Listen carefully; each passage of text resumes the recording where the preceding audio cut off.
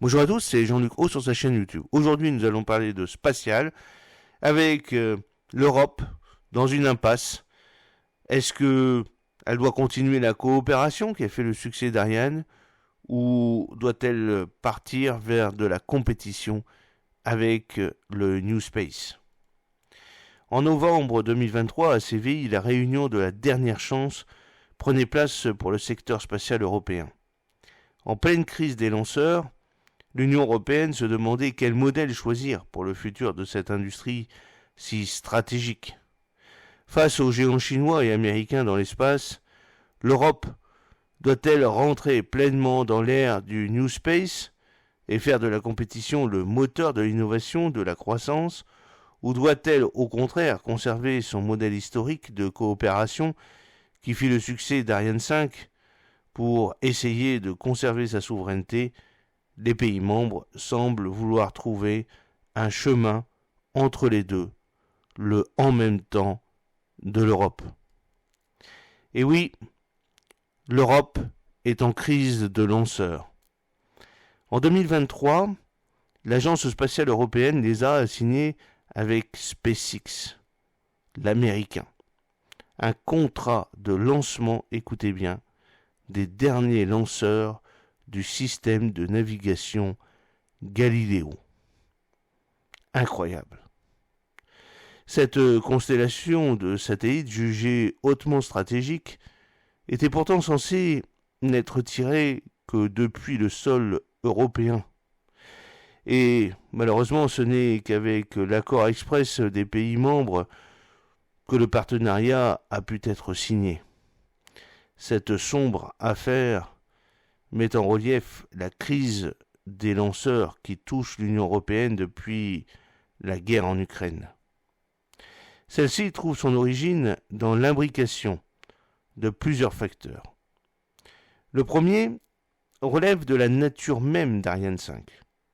Autrefois lanceur phare européen, celui-ci a fait son dernier décollage en juillet 2023 à Kourou.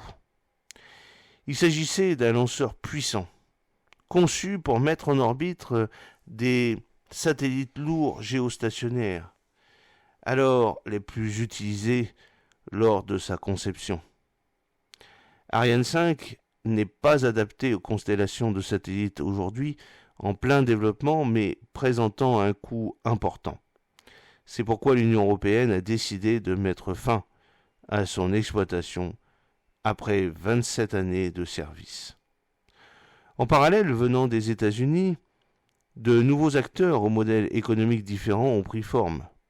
SpaceX, par exemple, avec sa Falcon 9, a participé à démontrer à quel point la fusée conçue par le Centre national d'études spatiales, le CNES et Ariane, appartenait à une époque révolue. C'est en partie avec le souci de leur répondre que le début du développement d'Ariane 6 a commencé en 2015, sous l'égide d'Ariane Group, 50% d'Ariane et 50% de Safran, qui coordonne 550 entreprises européennes, dont 100 petites et moyennes entreprises. En attendant son arrivée, même si elle est déjà dépassée par rapport à Falcon 9, le lanceur moyen russe Soyouz était censé assurer la capacité de l'Union européenne à mettre en orbite ses constellations de satellites.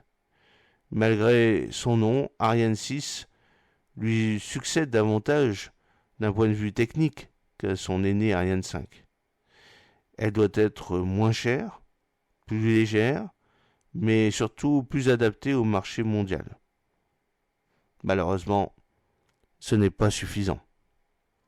Cependant, deux événements vinrent gripper les plans de l'ESA. Le premier, ça a été en fait la crise du Covid, qui contribua entre autres à la prise de retard du développement d'Ariane 6. Le second, beaucoup plus grave, est la guerre en Ukraine. Celle-ci met non seulement fin à la possibilité pour l'Union européenne d'exploiter Soyouz, mais prive aussi ses industriels de composants russes et surtout ukrainiens, clouant au passage le lanceur léger italien Vega C au sol. N'oubliez pas que le troisième étage était ukrainien. C'est pour l'ensemble de ces raisons que l'ESA s'est tournée vers l'entreprise d'Elon Musk pour finir la mise en orbite de Galileo, le GPS européen ultra performant. Face à cette grave crise, le sommet pour l'espace de Séville de 2023 était organisé fin octobre 2023 afin de trouver une voie de sortie pour l'industrie spatiale européenne et assurer la capacité de l'Union européenne à maintenir son importance dans un secteur toujours plus stratégique. Alors, ce qui a été acté à Séville, c'est en réalité un New Space avec des compromis. Le sommet fut d'abord l'occasion de faire un constat.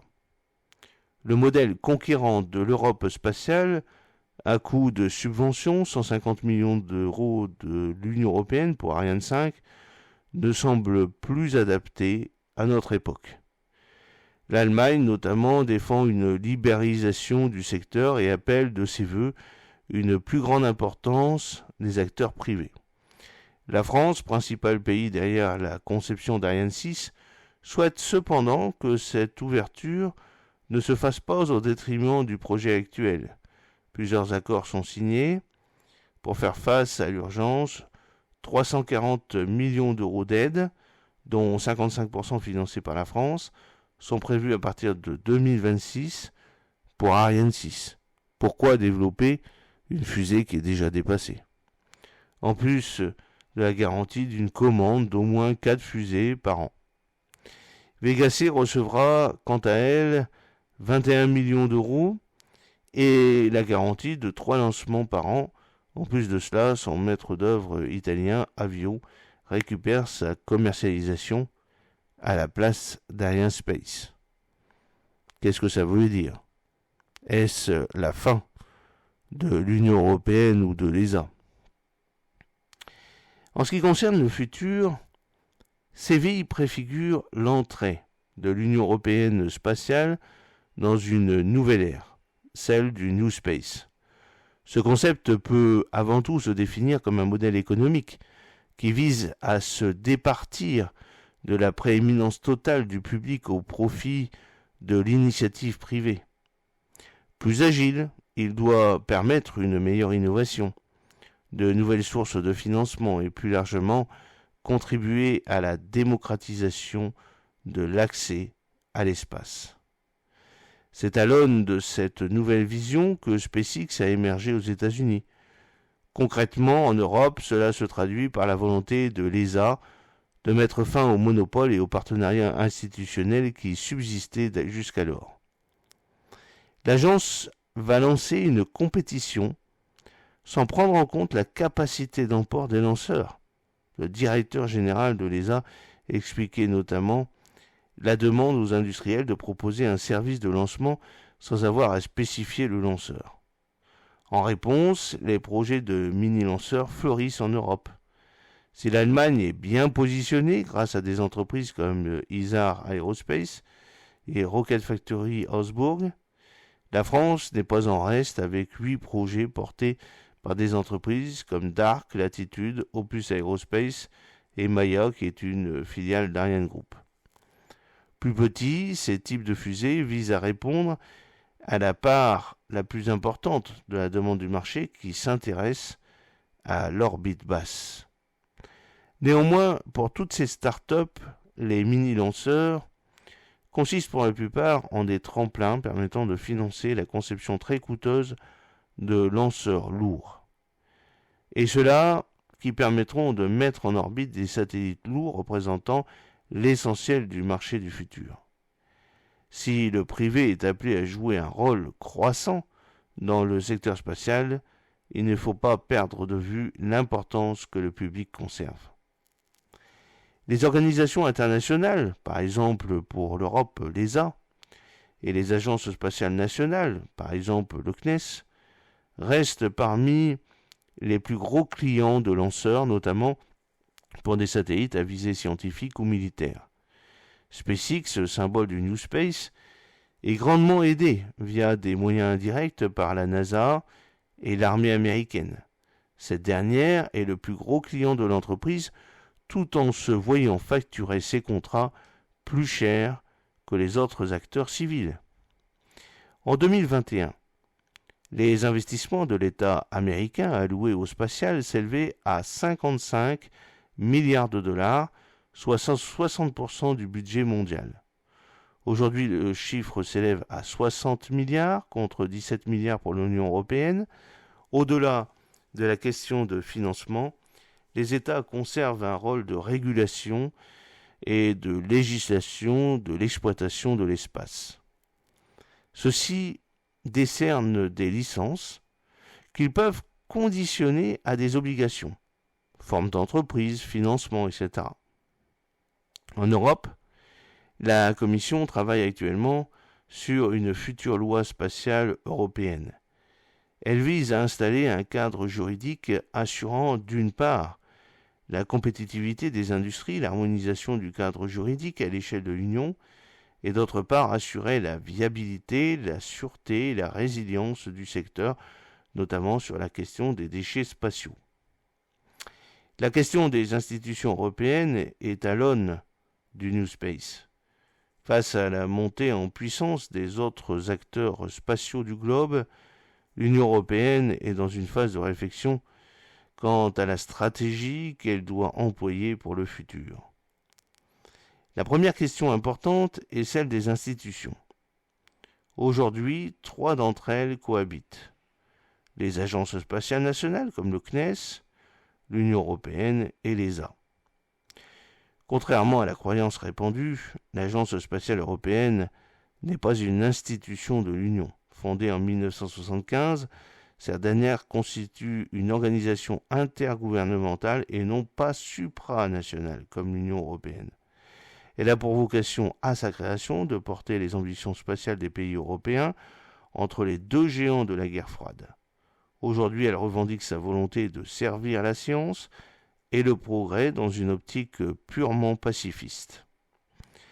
Pour atteindre cet objectif, elle a recours à des mécanismes tels que le retour géographique, qui promet à chaque État investissant dans un programme un retour économique et industriel équivalent à son engagement.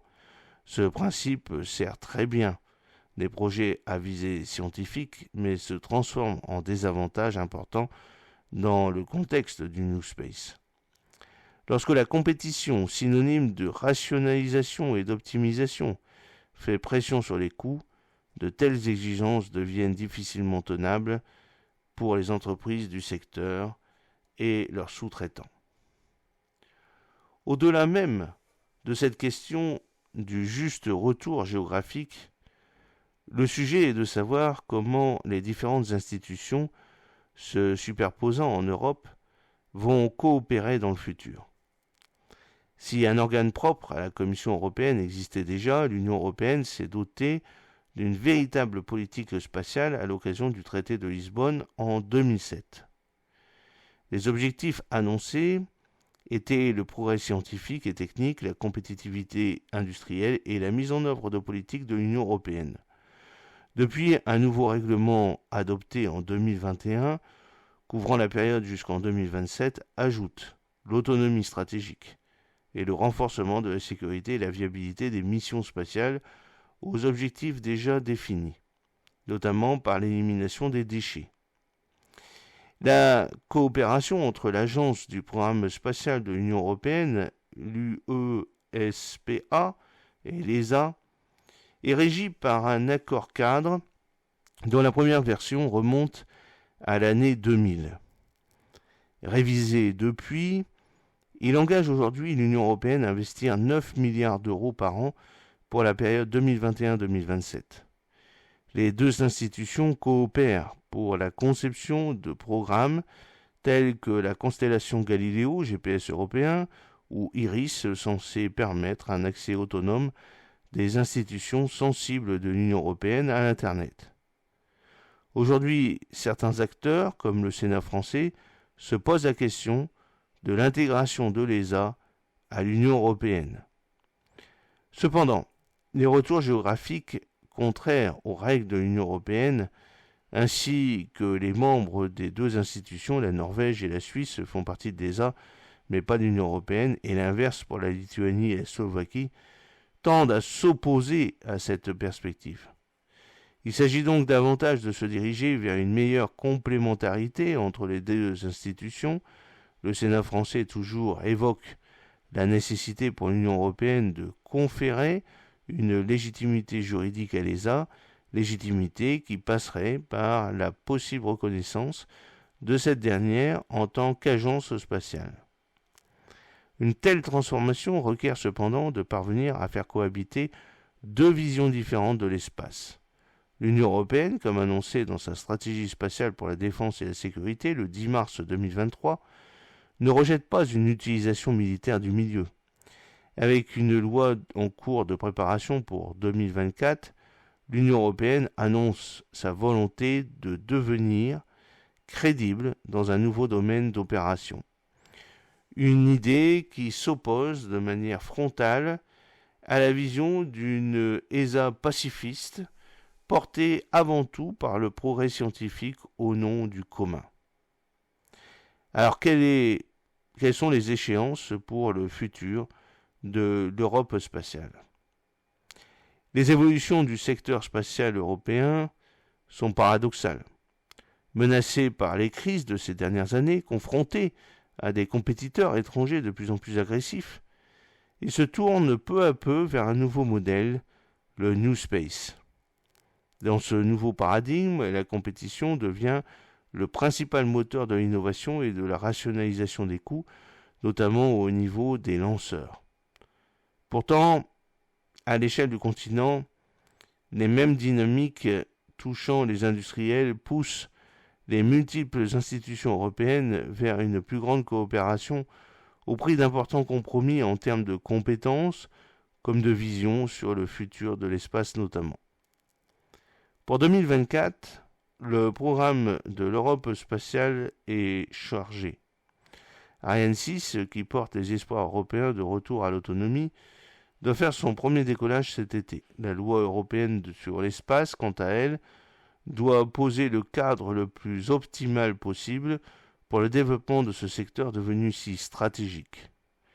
La question est désormais de savoir si l'Europe saura relever le défi et maintenir sa position en tant que leader mondial du secteur en passant outre les difficultés actuelles. J'espère que cette petite vidéo vous a plu. N'oubliez pas de cliquer sur le pouce pour la promouvoir, de vous abonner si ce n'est pas encore fait et de partager cette vidéo sur vos réseaux sociaux. A très bientôt, fidèlement, Jean-Luc O.